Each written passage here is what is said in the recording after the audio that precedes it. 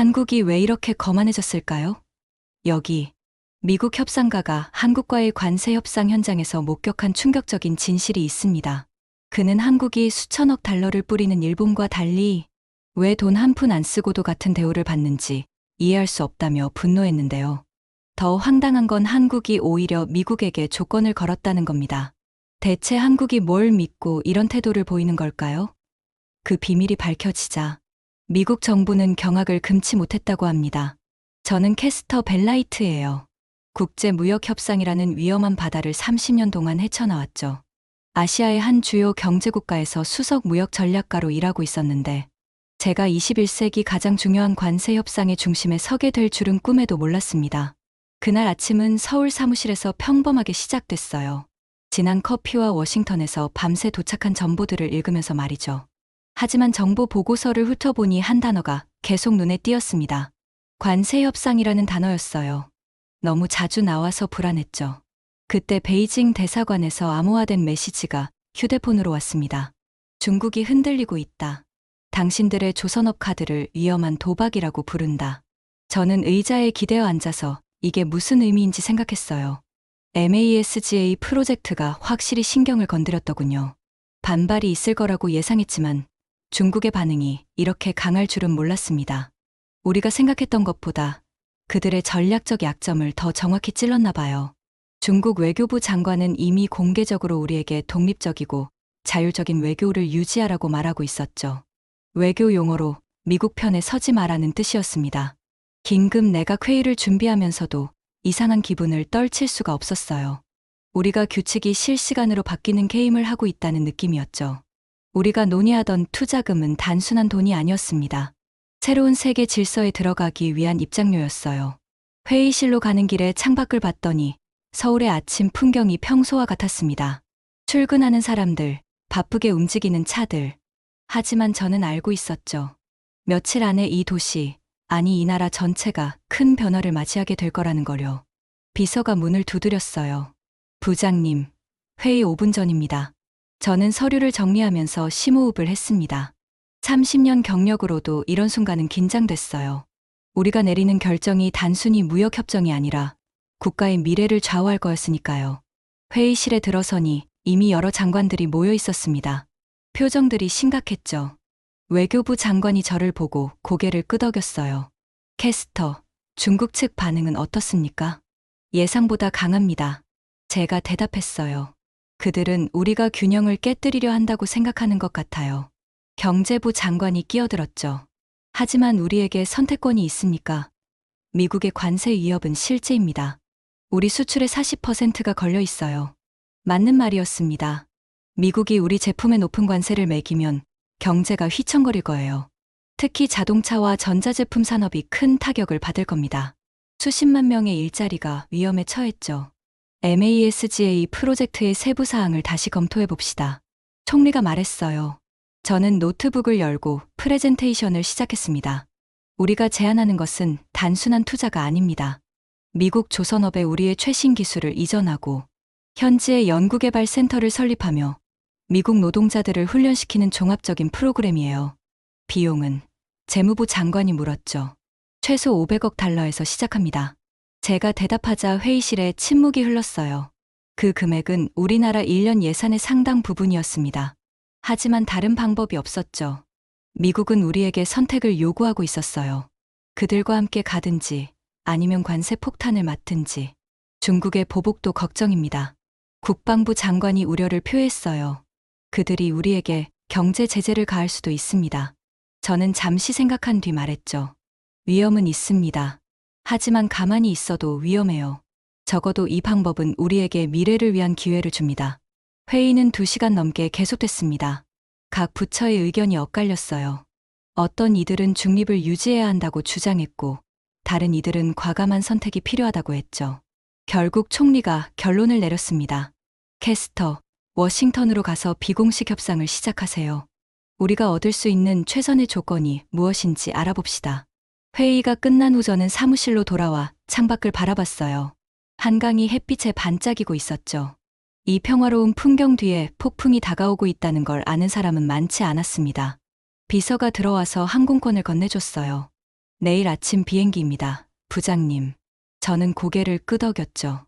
30년 경력의 협상가로서 많은 것을 봤지만 이번만큼 중요한 협상은 없었습니다. 한 나라의 운명이 제 손에 달려 있었어요. 짐을 싸면서 아내에게 전화했습니다. 여보, 며칠 동안 워싱턴에 가야 해. 또 협상이에요? 아내의 목소리에 걱정이 묻어났죠. 응, 이번엔 정말 중요한 거야. 전화를 끊고 나서 저는 오래된 수첩을 꺼냈어요. 첫 페이지에 적힌 문구를 읽었습니다. 협상은 전쟁이 아니라 춤이다. 상대방의 발을 밟지 않으면서도 리드해야 한다. 내일이면 그 춤이 시작될 거예요. 그리고 저는 한 번도 실수할 수 없었습니다. 너무 많은 것이 걸려 있었으니까요. 협상이 시작된 지 3주가 지났어요. 저는 예상치 못한 상황에 놓이게 되었죠. 일본의 협상 과정을 지켜보면서 묘한 감정을 느꼈습니다. 도쿄에 있는 제 동료는 하버드 시절부터 알던 친구였어요. 어느 늦은 밤, 그가 전화를 걸어왔습니다. 목소리에는 피로가 가득했죠. 캐스터, 그들이 우리를 착취하고 있어. 그의 목소리에는 무거운 비교가 담겨 있었습니다. 5,500억 달러야. 우리가 테이블에 올려놓은 금액이 그거라고. 그런데 뭘 위해서? 너희가 받을 것 같은 15% 관세를 위해서? 저는 화면의 숫자들을 응시했어요. 일본 경제는 우리의 2배 규모였죠. 하지만 그들의 투자 약속은 천문학적이었습니다. 알래스카 파이프라인 프로젝트만 해도 끝이 없는 인프라 지출의 구멍이었어요. 그가 협상 내용을 자세히 설명하면서 저는 깨달았습니다. 우리는 다른 전략이 필요했죠. 패턴은 명확했어요. 달러 투자는 단순히 금액의 문제가 아니었습니다. 그것은 통제에 관한 것이었죠. 미국인들은 일본의 돈을 그들의 인프라 프로젝트에 원했어요. 조건은 사실상 워싱턴이 자금 사용에 대해 백지수표를 갖는 것이었습니다. 제 동료의 좌절감은 뚜렷했어요. 그가 언급하길 약속을 지키지 못하면 다음 분기에 관세가 25%로 뛸 수 있다고 했죠. 이 정보가 우리의 접근 방식을 근본적으로 바꾸었습니다. 우리는 미국의 인프라 꿈을 위한 백지수표를 제공하지 않을 거예요. 우리의 관세 전략은 정밀하고 목표가 명확하며 가장 중요한 것은 우리가 투자에 대한 통제권을 유지하는 것이었죠. 다음 날 아침, 저는 팀과 함께 새로운 계획을 세웠어요. 일본의 실수에서 배워야 했습니다. 그들은 너무 많이 주고 너무 적게 받았죠. 우리는 다를 거예요. 일본이 5,500억을 제시했다고 해서 우리도 그래야 하는 건 아닙니다. 제가 팀에게 말했어요. 우리는 더 똑똑하게 해야 해요. 더 전략적으로. 미국 측은 우리에게도 비슷한 요구를 할 것이 분명했습니다. 하지만 우리는 준비되어 있었죠. 일본의 협상 과정을 관찰하면서 우리는 미국이 원하는 것이 무엇인지 정확히 알게 되었어요. 그들은 단순히 돈을 원하는 게 아니었습니다. 그들은 아시아 국가들이 미국 경제 재건에 자금을 대길 원했죠. 그것도 미국이 모든 결정을 내리는 방식으로요. 저는 창밖을 바라보며 생각했어요. 서울의 스카이라인이 아침 햇살에 빛나고 있었죠. 우리나라는 작을지 몰라도 우리는 똑똑했습니다. 그리고 지금 그 똑똑함이 우리의 가장 큰 무기가 될 거예요. 일본 친구와의 통화는 계속되었습니다. 그는 자국 정부가 얼마나 절박한지 설명했어요. 트럼프 행정부의 압박은 거셌고 일본은 굴복할 수밖에 없었죠. 우리는 선택의 여지가 없었어. 그가 한숨을 쉬며 말했습니다. 25% 관세는 우리 경제를 파괴할 거야. 저는 조용히 들었어요. 하지만 마음속으로는 다짐했죠. 한국은 다른 길을 갈 거라고. 우리는 굴복하지 않을 거예요. 협상 테이블에서 우리의 위치는 독특했습니다. 우리는 일본만큼 크지 않았지만 그만큼 잃을 것도 적었죠. 이것이 우리의 강점이 될 수 있었어요. 관세 인하를 원한다면 우리도 뭔가 얻어야 합니다. 제가 팀에게 말했죠. 일방적인 양보는 없어요. 팀원들이 고개를 끄덕였습니다. 모두가 일본의 사례에서 교훈을 얻었죠. 우리는 더 나은 협상을 할 수 있었어요. 해야만 했고요. 그날 밤, 저는 늦게까지 일본의 협상 문서를 검토했습니다. 친구가 보내준 자료들이었죠. 세부사항을 보면 볼수록 미국의 전략이 명확해졌어요. 그들은 각 나라를 개별적으로 압박하고 있었습니다. 일본에게는 5,500억, 한국에게는 아마 2,000억에서 3,000억을 요구할 거예요. 하지만 핵심은 금액이 아니었죠. 핵심은 그 돈을 어떻게 쓸지에 대한 통제권이었습니다. 저는 결심했어요. 우리는 돈을 낼 수도 있습니다. 하지만 그 돈이 어떻게 쓰일지는 우리가 결정할 거예요. 미국의 일방적인 요구에 굴복하지 않을 거죠. 다음 주에 있을 협상을 준비하면서 저는 일본의 거울을 계속 들여다봤습니다. 그들의 실패는 우리의 교훈이었어요. 그들의 굴복은 우리의 경고였죠. 한국은 작은 나라일지 모릅니다. 하지만 우리는 영리한 나라예요. 그리고 때로는 영리함이 크기보다 더 중요하다는 걸 증명할 때가 있죠. 지금이 바로 그때였습니다. 어둠이 내려앉은 워싱턴 D.C.의 밤하늘은 별 하나 보이지 않았어요. 저는 호텔 방 창문에 기대어 서서 멀리 보이는 백악관의 불빛을 바라보고 있었죠. 내일이면 다시 그곳으로 돌아가야 했습니다. 협상은 계속되고 있었고 미국 측은 점점 더 많은 것을 요구하고 있었거든요. 전화가 울렸습니다. 화면에 뜬 이름을 보니 우리 기술 부문 담당자였어요. 평소라면 이 시간에 전화할 사람이 아니었죠. 뭔가 중요한 일이 생긴 것 같았습니다. 여보세요? 제가 받자마자 흥분한 목소리가 들려왔어요. 대사님, 방금 확인된 소식입니다. 삼성전자가 테슬라와 23조 원 규모의 반도체 계약을 체결했습니다. 저는 잠시 숨을 멈췄어요. 23조 원이라니요. 그것도 테슬라와의 계약이라니. 이건 단순한 사업 거래가 아니었습니다. 이건 우리가 가진 최고의 카드였죠. 자세히 말해보세요. 제가 침착하게 물었습니다. 일론 머스크가 직접 X에 올렸더군요. 텍사스에 있는 우리 공장에서 차세대 AI 6칩을 생산한다고 명시했습니다. 이미 미국 언론들도 대서특필하고 있어요. 저는 노트북을 열고 빠르게 관련 자료들을 찾기 시작했죠. 하나둘씩 퍼즐 조각들이 맞춰지기 시작했습니다. 삼성의 반도체 계약뿐만이 아니었어요. LG에너지솔루션도 테슬라와 6조 원 규모의 배터리 공급 계약을 맺었더군요. 그리고 이미 바이든 시절부터 약속된 우리 기업들의 미국 내 공장 건설도 착착 진행되고 있었습니다. 다음 날 아침, 저는 평소보다 일찍 일어났어요. 옷을 입으면서 거울을 봤죠. 오늘은 다를 거예요. 오늘은 우리가 주도권을 잡을 차례였습니다. 백악관으로 가는 차 안에서 저는 준비한 서류들을 다시 한번 점검했어요. 계약서 사본, 투자 계획서, 고용 창출 예상 수치. 모든 것이 완벽했습니다. 이제 남은 건 이 카드들을 어떻게 사용하느냐였죠. 회의실에 들어섰을 때 미국 측 협상단의 표정은 여전히 딱딱했어요. 하지만 저는 이미 알고 있었습니다. 그들도 어젯밤 뉴스를 봤을 거라는 걸요. 안녕하세요, 여러분. 제가 먼저 인사를 건넸죠. 오늘은 특별한 이야기를 나누고 싶습니다. 저는 천천히 서류 가방을 열었어요. 하나씩 문서들을 테이블 위에 펼쳐놓았죠. 미국 협상단의 눈빛이 조금씩 변하는 게 보였습니다. 이것들을 보시죠. 제가 말을 이어갔어요. 삼성전자의 23조 원 테슬라 계약서입니다. 그리고 이건 LG의 6조 원 배터리 계약이고요. 여기 보이는 건 이미 착공된 우리 기업들의 미국 내 공장 건설 현황이죠. 잠시 침묵이 흘렀습니다. 저는 그 침묵을 즐겼어요. 이제 공은 그들에게 넘어갔으니까요. 이게 바로 투자의 진짜 의미입니다. 제가 조용히 말했죠. 우리는 약속만 하는 게 아니에요. 우리는 이미 실행하고 있습니다. 삼성의 최첨단 반도체가 미국의 혁신을 이끌고 있고 LG의 배터리가 여러분의 친환경 미래의 동력을 제공하고 있죠. 한 미국 협상관이 서류를 집어들었어요. 그의 눈이 빠르게 숫자들을 훑어내려갔죠. 다른 협상관들도 고개를 모으고 속삭이기 시작했습니다. 이건 이미 진행 중인 거군요. 누군가가 중얼거렸어요.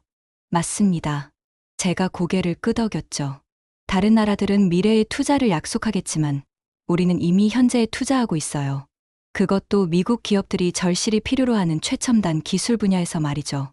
저는 일부러 반도체와 배터리라는 단어를 강조했습니다. 이 두 분야는 미국이 중국과의 경쟁에서 절대 뒤처질 수 없는 핵심 기술이었거든요.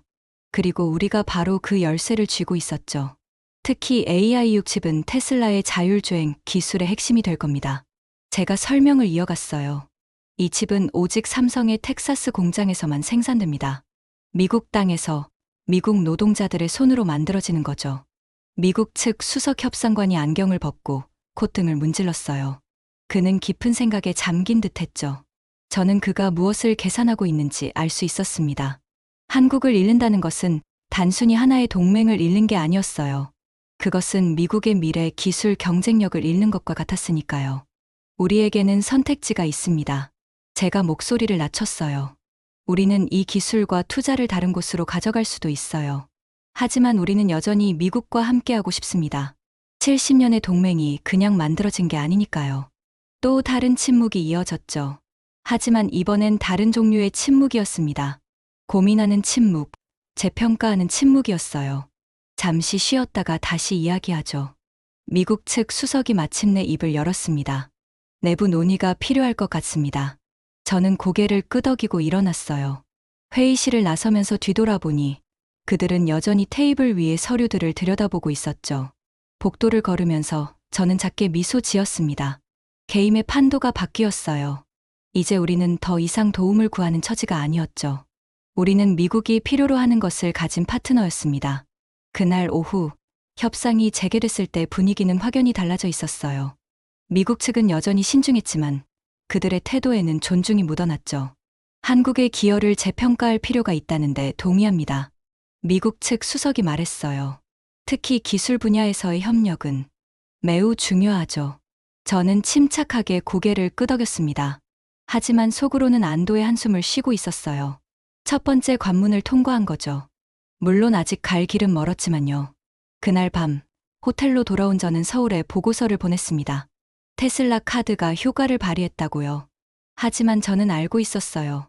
이건 시작에 불과하다는 걸. 우리에게는 더 많은 카드가 필요했고 더 치열한 협상이 기다리고 있었죠. 창밖을 보니 어느새 눈이 내리기 시작했더군요. 워싱턴의 겨울은 춥지만 저는 따뜻함을 느꼈습니다. 오늘 우리는 작은 승리를 거뒀으니까요. 그리고 그 승리는 더 큰 승리로 이어질 거라고 믿었죠. 협상이 점점 더 치열해지면서 중국의 불편함이 눈에 띄게 드러나기 시작했어요. 정보부 보고서들을 읽어보니 우리가 약속한 조선업 기술 이전이 베이징에서는 그들의 해군 야망에 대한 직접적인 위협으로 받아들여지고 있었죠. 중국이 조심스럽게 쌓아온 해양 패권이 만약 미국 조선소들이 우리의 첨단 건조 기술을 손에 넣는다면 무너질 수도 있었습니다.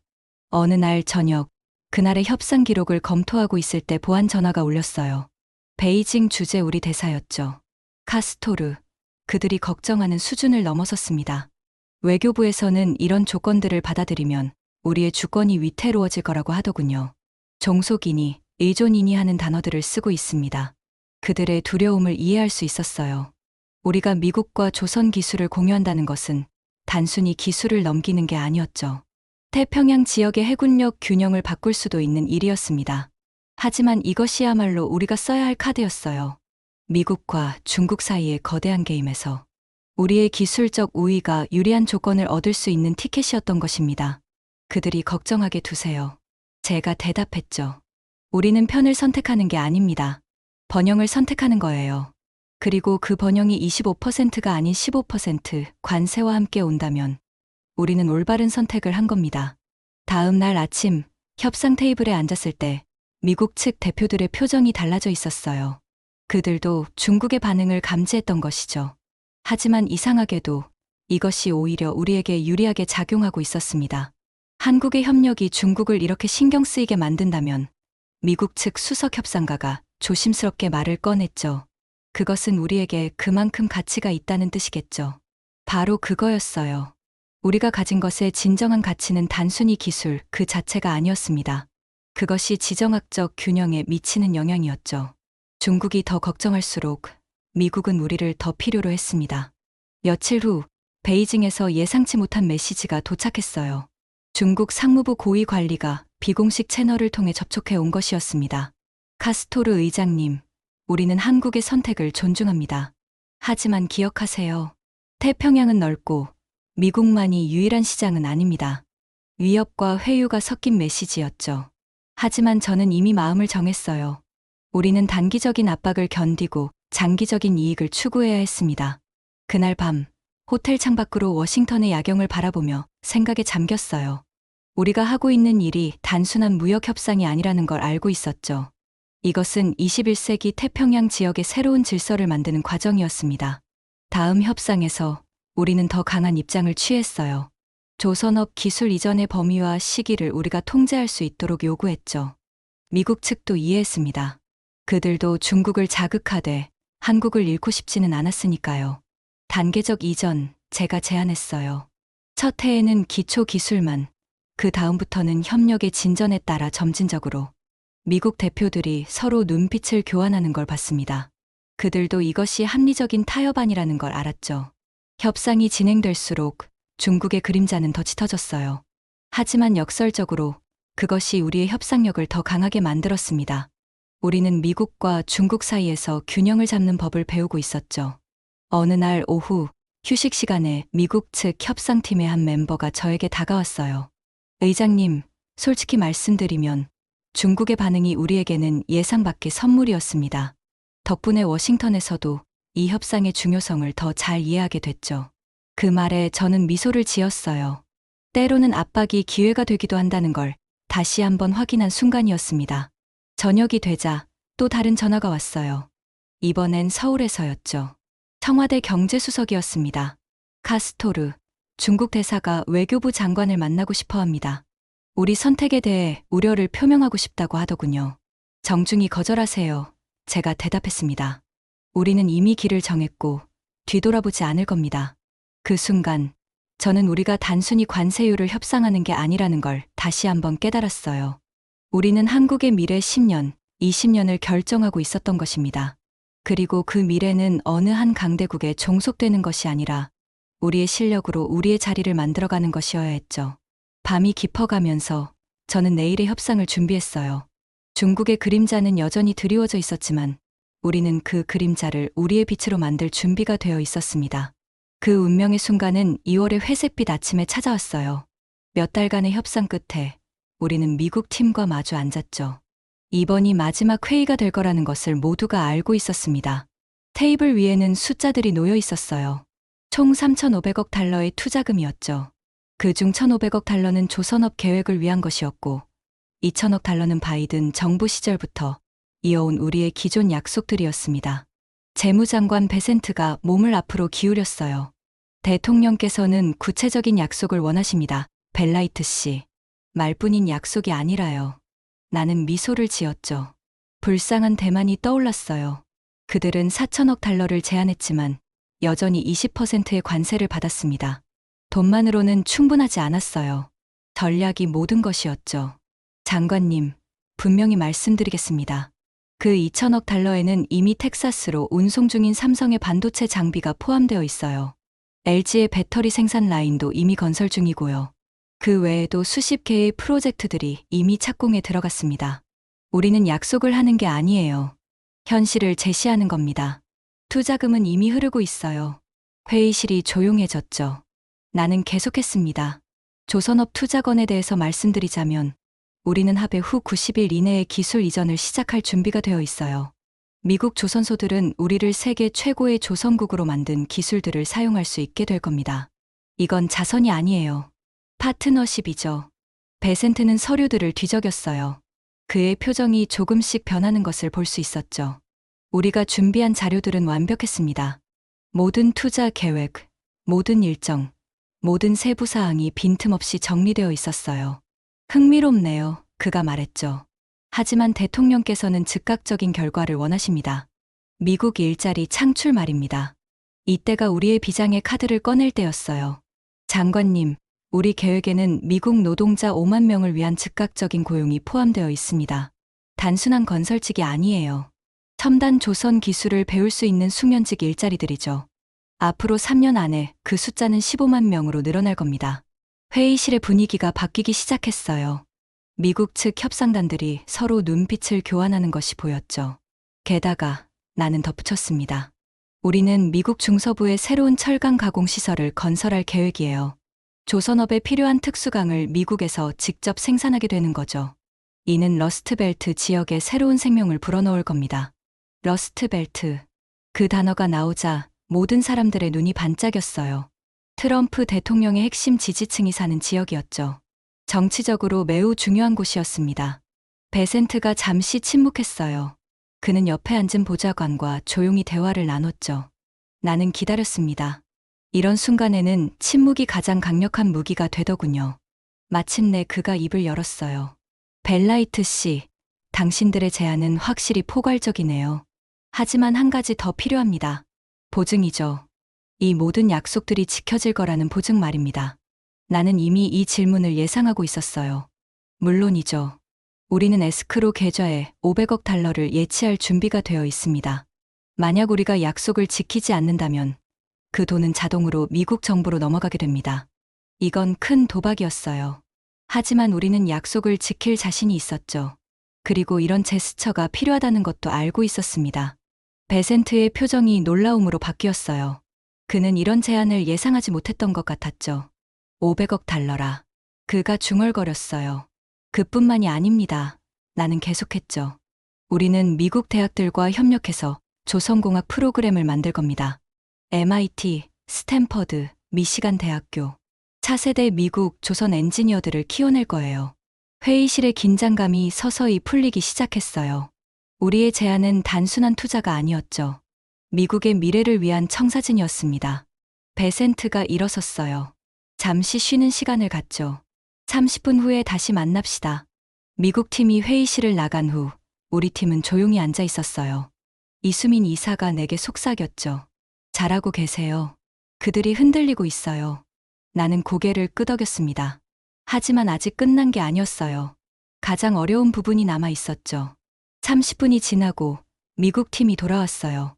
베센트의 표정은 이전보다 부드러워 보였습니다. 벨라이트 씨, 그가 말했어요.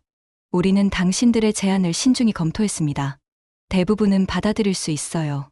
하지만, 그 하지만이 나올 줄 알았죠. 하지만 대통령께서는 한 가지를 더 원하십니다. 한미 무역에서 한국이 가진 흑자 규모를 줄여야 합니다. 이것도 예상했던 요구였어요. 트럼프 대통령은 항상 무역 적자에 민감했죠. 이해합니다. 나는 침착하게 대답했어요. 우리도 그 문제를 고민해왔습니다. 그래서 준비한 게 있죠. 나는 새로운 문서를 꺼냈어요. 향후 5년간 미국산 천연가스 구매를 2배로 늘리겠습니다. 그리고 미국산 농산물 수입도 50% 증가시킬 거예요. 특히 중서부의 옥수수와 대두 말입니다.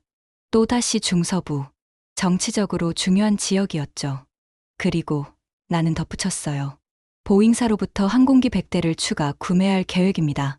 대한항공과 아시아나가 함께 추진할 거예요. 베센트가 계산기를 두드렸어요. 숫자들이 맞아떨어지고 있었죠. 이 정도면. 그가 말을 멈췄어요. 나는 마지막 카드를 꺼냈습니다. 그리고 한 가지 더 있습니다. 우리는 미국 엔터테인먼트 산업에 100억 달러를 투자할 계획이에요. 할리우드와 한국 영화 산업의 협력을 통해 새로운 콘텐츠를 만들어낼 겁니다. 이는 미국의 소프트 파워를 더욱 강화시킬 거예요. 이건 계획에 없던 제안이었어요. 하지만 며칠 전 삼성그룹 회장님과의 통화에서 나온 아이디어였죠. 문화는 때로 경제보다 더 강력한 무기가 되더군요. 베센트가 미소를 지었어요. 처음으로 진짜 미소였죠. 벨라이트 씨, 당신은 정말 철저히 준비했군요. 우리는 진정한 파트너십을 원합니다. 나는 대답했어요. 일방적인 관계가 아니라 함께 성장하는 관계 말이죠. 그가 일어섰어요. 그리고 손을 내밀었죠. 대통령께 보고하겠습니다. 긍정적인 답변을 기대해도 좋을 것 같네요. 우리는 악수를 나눴어요. 그 순간 나는 우리가 해냈다는 것을 알았죠. 회의가 끝나고 호텔로 돌아오는 차 안에서 나는 창밖을 바라봤어요. 워싱턴의 거리는 여전히 차갑고 회색빛이었지만 어딘가 따뜻한 빛이 느껴졌습니다. 이수민 이사가 물었어요. 정말 끝난 건가요? 아직 아니에요. 나는 대답했죠. 이제 시작일 뿐입니다. 진짜 일은 이제부터예요. 그녀가 고개를 끄덕였어요. 그래도 큰 산은 넘었네요. 나는 미소 지었습니다. 그녀의 말이 맞았어요. 가장 큰 산은 넘었죠. 하지만 앞에는 또 다른 산들이 기다리고 있었습니다. 한국과 미국의 관계는 새로운 장을 열게 될 거예요. 단순한 동맹을 넘어 진정한 경제 파트너가 되는 거죠. 그리고 그 중심에 우리가 있었습니다. 참 이상한 일이었어요. 몇 달 전만 해도 나는 그저 평범한 협상가였죠. 그런데 이제는 역사의 한 페이지를 쓰고 있었습니다. 그날 밤, 호텔 방에서 나는 한국으로 전화를 걸었어요. 청와대의 결과를 보고해야 했죠. 잘하셨습니다. 대통령 비서실장의 목소리가 들렸어요. 대통령께서도 기뻐하실 겁니다. 전화를 끊고 나는 침대에 누웠어요. 천장을 바라보며 생각했죠. 우리가 이룬 것들, 그리고 앞으로 이루어야 할 것들에 대해서요. 내일이면 공식 발표가 있을 거예요. 세상이 놀랄 만한 뉴스가 될 겁니다. 한국이 관세 전쟁에서 살아남았을 뿐만 아니라 오히려 더 강해져서 돌아왔다는 뉴스 말이죠. 하지만 진짜 중요한 건 뉴스가 아니었어요. 중요한 건 우리가 만들어갈 미래였죠. 한국과 미국이 함께 만들어갈 새로운 미래 말입니다. 창밖에는 어느새 눈이 내리기 시작했어요. 하얀 눈송이들이 워싱턴의 밤을 덮어가고 있었죠. 마치 새로운 시작을 축복하는 것처럼요. 나는 눈을 감았어요. 내일은 또 다른 하루가 시작될 거예요. 그리고 우리는 계속 앞으로 나아갈 겁니다. 이것이 우리의 마지막 패였어요. 그리고 우리는 이겼죠. 하지만 포커 게임은 끝나지 않았습니다. 다음 판이 기다리고 있었어요. 그리고 우리는 준비되어 있었습니다.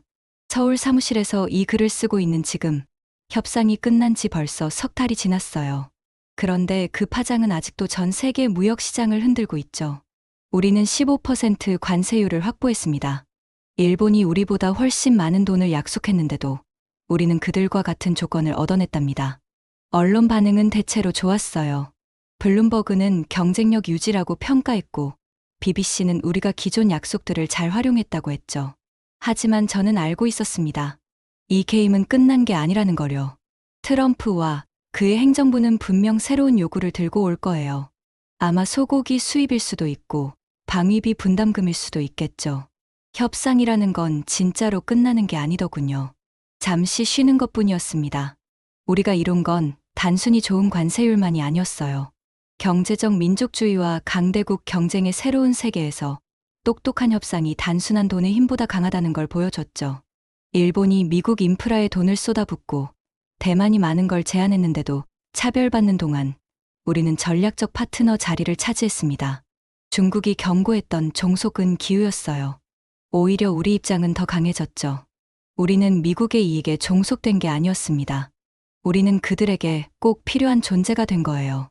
우리 배터리로 만든 테슬라가 생산 라인에서 나올 때마다, 우리 시설에서 만든 AI 칩이 나올 때마다, 우리 기술로 만든 첨단 선박이 나올 때마다 우리가 얼마나 없어서는 안 될 존재인지 증명되고 있었습니다. 내가 생각했던 것보다 미국인들은 더 복잡했어요. 그들은 단순히 돈만 원하는 게 아니었죠. 진짜 가치를 만들어낼 수 있는 파트너를 원했던 거예요. 우리는 그걸 정확히 제공했습니다. 협상 테이블에서 배운 교훈들이 많았어요. 첫째, 준비가 전부라는 것. 우리는 모든 시나리오를 예상하고 대비했죠. 둘째, 타이밍이 중요하다는 것. 언제 양보하고 언제 버틸지 아는 게 핵심이었습니다. 셋째, 감정을 배제하라는 것. 아무리 상대방이 압박해도 차분함을 유지하는 게 중요했어요. 무엇보다 중요했던 건 우리의 강점을 정확히 아는 것이었습니다. 우리는 돈으로는 일본을 이길 수 없었죠. 하지만 기술력과 신뢰성, 그리고 미래 비전에서는 누구에게도 뒤지지 않았어요. 그 점을 계속 강조했고, 결국 미국인들도 인정했습니다. 협상 과정에서 가장 어려웠던 순간은 일본이 1,000억 달러를 제안했을 때였어요. 솔직히 그 순간 우리가 질 거라고 생각했죠. 하지만 우리는 포기하지 않았습니다. 돈이 아닌 가치로 승부했고, 그게 통했어요. 이제 다음 라운드를 준비해야 합니다. 트럼프 행정부는 분명 다시 올 거예요. 더 많은 걸 요구하겠죠. 하지만 우리는 준비되어 있습니다. 첫 번째 라운드에서 배운 교훈들이 있으니까요. 관세 협상기 국가의 번영을 결정하는 이 시대에 우리는 살아남는 법을 배웠어요. 단순히 돈을 쓰는 게 아니라 전략적으로 생각하고 행동하는 법을요. 그게 우리의 무기였고 앞으로도 그럴 겁니다. 협상이 끝나고 한국으로 돌아오는 비행기 안에서 많은 생각이 들었어요. 우리나라가 얼마나 먼 길을 왔는지, 그리고 앞으로 얼마나 더 가야 하는지에 대해서요. 하지만 한 가지는 확실했습니다. 우리는 할 수 있다는 것을요. 이 이야기를 마치면서 협상 중에 들었던 말 하나가 계속 머릿속에 맴돕니다. 한 미국 협상가가 우리가 단순히 돈을 쓰지 않는다고 짜증내면서 이렇게 말했죠. 당신들은 다른 사람들이 체커를 둘 때 3차원 체스를 두고 있군요. 그는 그걸 비판으로 한 말이었어요. 하지만 저는 그게 최고의 칭찬이라고 생각했습니다. 관세 협상기 국가의 운명을 결정하는 이 세상에서 3차원 체스야말로 우리가 해야 할 유일한 게임이니까요. 앞으로도 협상은 계속될 거예요. 새로운 도전들이 기다리고 있겠죠. 하지만 우리는 준비되어 있습니다. 우리는 이미 한 번 해냈고 또 해낼 수 있어요. 그게 우리가 배운 가장 중요한 교훈이었습니다.